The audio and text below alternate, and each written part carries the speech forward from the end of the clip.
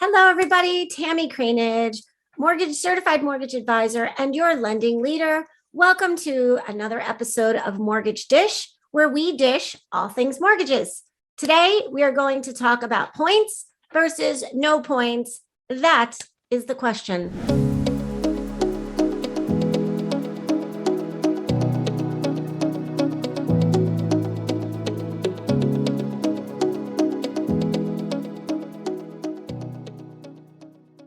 So points have a bad rap. People think they are negative, and they're not necessarily negative, as today's presentation is going to show you. What is a point? When is the right time to pay it? And when is the right time to not pay it? And then for a little dessert, we'll give you a little bonus strategy on how you can actually use it to your advantage and pay your mortgage down quicker. So let's get to it. First of all, a point is interest you pay in advance to buy your mortgage interest rate down lower. I'll say that again. A point equals 1% of the loan amount, and it's interest you pay in advance to buy your mortgage interest rate down lower. It is optional. It is paid at closing. So it's an additional fund that you would pay at closing, and it's paid one time. It's also a big advantage is that it's tax deductible, because remember, mortgage interest is tax deductible. So the year you buy your home, you'll get the tax benefit to that.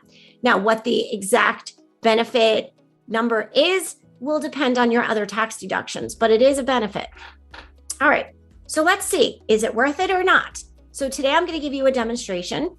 The purchase price is $500,000 and the loan amount will be $400,000. So in this situation, the buyer is buy a $500,000 house. They're going to put 20% down, and it's based on today's interest rates. So $500,000 with no points, no extra money, $500,000, 400 loan amount. Your interest rate would be 3.75. Your total payment would be $1,852. That does not include the taxes. We do not know what the taxes are in this scenario. So this would just be your principal and interest that you would be required to pay. So your cash to close each month, your cash to close includes your down payment and your closing costs. It's not just closing costs. So in this case, your down payment would be $100,000 plus your closing costs. That's what you're looking at. Remember, this number does not include taxes. Now, the second option, you're like, you know what? I really want 3.25.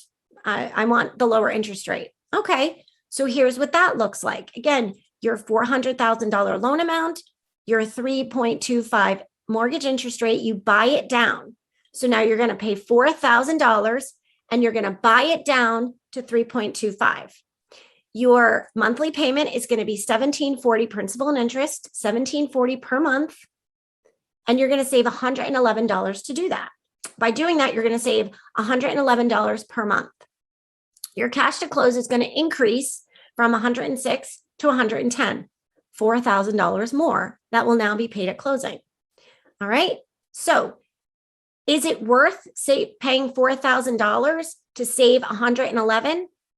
So when you do the math, it's going to take you about 36 months to recover that $4,000 payment.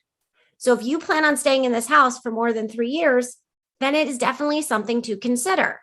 Something else to consider when the rates go down again, because, it's very volatile market we're in, and it's going to cost you more than $4,000 to refinance again. So maybe you pay the $4,000 and you sit tight. And then if rates drop even lower, then we can talk. But anyway, so you pay the $4,000, you save $100 a month.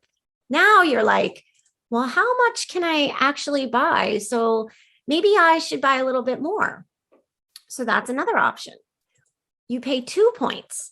Now remember, 2 points, 2% of the loan amount.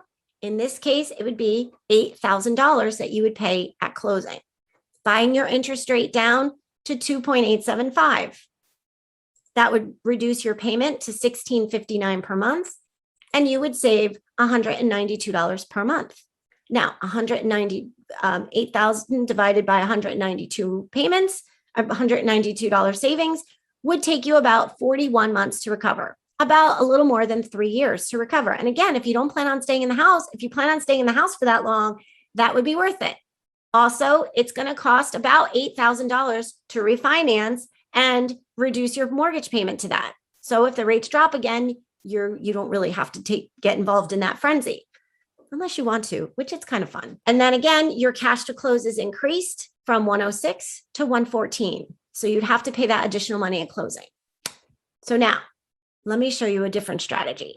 This is the difference between a transactional order taker and a certified mortgage advisor. This is why you want someone like me on your team, because as I've said before, it is more than just a pretty interest rate. So let's look at option 4. What if you think, okay, you know what? I love the 8,000. I love the 2.875, but that is a little too aggressive for me. I need to buy furniture for this house. So we go with you pay the 4,000, you go in the middle, you pay the 4,000, you save $100 a month. Now, what if you take that $100 a month savings and you reinvest it onto your principal payment? So instead of putting that money in your pocket and spending it frivolously, because let's be honest, none of us are really going to save that $100. We may want to, but life happens. But what if we're disciplined enough to take that $100 a month savings and reinvest it onto our principal payment? What does that look like? So same thing, $400,000 loan amount, you pay $4,000, your interest rate is 3.25, your payment is $1,851. Now you take that $111 and you reinvest it. And here is what that would look like. 3 1/4, $1,740. You will shave 3 years off your mortgage by doing that. By taking that, so you pay $4,000 a month at closing, you buy your interest rate down lower, you're going to save $100 a month. You take that $100, you reinvest it onto your principal payment, and you save 3 years of interest. 3 years of interest, I did the math already. It's $56,000. So you paid $4,000, you reinvested, you saved $56,000 in interest because you reduced your principal payment by 3 years. That, my friends, is worth it. So in that case, I would suggest doing it. So now what does this look like in 3 years? So if we go by principal, we look at what this looks like in 10 years. So now it's 10 years later, it's time to move up into a bigger house or move into a smaller house, or we've got family moving in. Whatever the situation happens, you know life is going to happen to you in 10 years. So here's what this looks like. If you go with the no point option, safe, everyone does it, it's no problem. You're going to have paid $87,000 towards your principal. If you go with the 1 point option and you take the money and you save it and you actually don't reinvest it, you'll have paid $93,000 towards your principal. And then, of course, if you go with the 2 point, it's 97. So it's a little bit different. Now, if you've reinvested the money, you were disciplined, all you did was $100 a month, you would have paid $108,000 towards your principal. And look what that looks like. So now it comes time to sell. The house is worth $895 because we're using a 6% appreciation. At the time of this recording, we are in double-digit appreciation. But let's say it's a more normal market in 10 years and the average appreciation is 6%. So now your house is worth $895. And look at this, you only owe $291 on the mortgage. Your net worth is $604. So you've paid $222,000 towards your principal. And look at the difference in and look at that actually. You've paid the same amount as you would have done if you paid no points. So I hope this can help you see that points can actually be to your benefit, but you have to understand the strategy involved with it. So I would be happy to prepare one of my customized total cost analysis presentations for you with your numbers to see if it works or not. Because as we know, the lowest rate in the wrong mortgage product can cost you a lot of money. Because if you go with the 3.75 and then 3 years from now rates drop again, now you're going to want to refinance.